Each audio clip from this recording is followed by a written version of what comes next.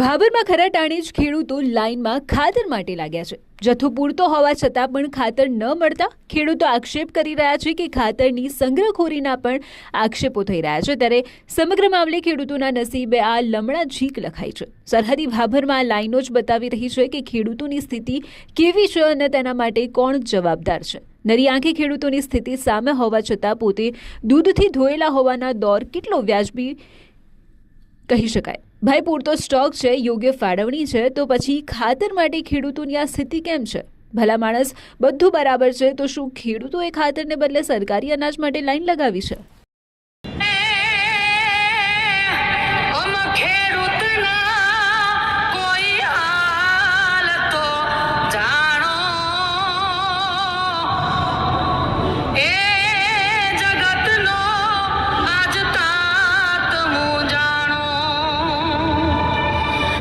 સાહેબ લાઈનમાં ઉભા હતા પણ નંબર આવતો ખાતર એમથી હાલતા હમણાં કઈ થી રહે છે એમ કે છે આવી પોલિસી દે